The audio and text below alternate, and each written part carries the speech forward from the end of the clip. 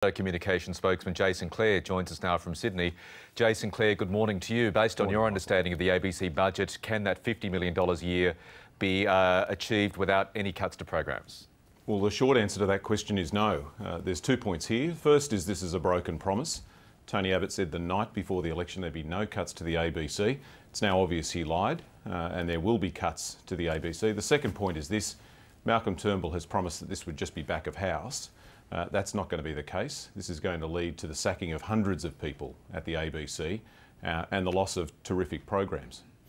What do you say to the government's argument that everybody, every organisation, every government body has to play its role in achieving those attempts to wind back the budget deficit it inherited from Labor?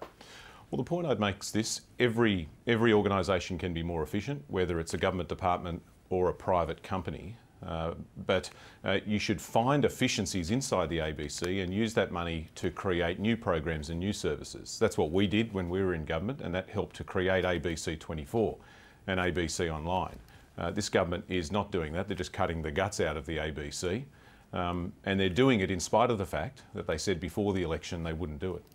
Malcolm Turnbull on Q&A last night was saying that those remarks by Tony Abbott, I think on election eve in 2013, didn't really amount to a broken promise.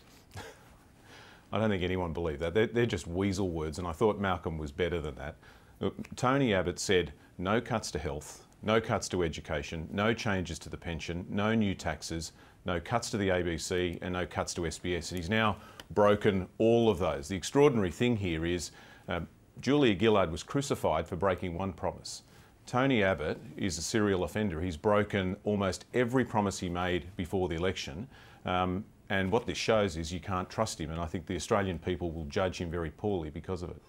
Media Watch, the ABC's Media Watch program last night revealed that amongst those programs now to be axed include the Friday night local, state and territory-based 7:30 editions. If that is the case, Jason Clare, what impact would that be on coverage and scrutiny of local politicians? Well, it means less.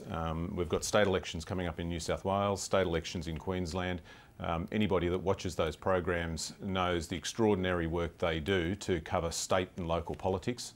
That'll all be gone, and that's the consequence of Tony Abbott breaking the promise he made before the last election, the night before the election, that there'd be no cuts to the ABC.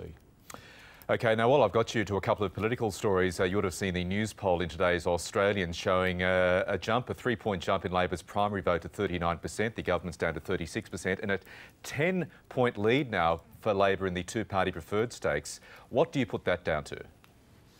Well, look, I'll leave that to others to judge, but when you stand up before an election and you promise all these things and then you go out and break them, break more promises than most people have had hot dinners, then people are going to lose respect for you. You know, one of the first attributes a Prime Minister needs is to be trusted and respected. And I think when you break all of these promises, whether it's cuts to the ABC or new taxes to go to the doctor or increasing the cost to go to university or cutting the pension, then a lot of people are going to be very unhappy, and they are. There are 2 weeks to go in this parliamentary sitting year. Has the Labor Party got any intention of trying to negotiate with the government, offering to compromise on some of those outstanding budget issues?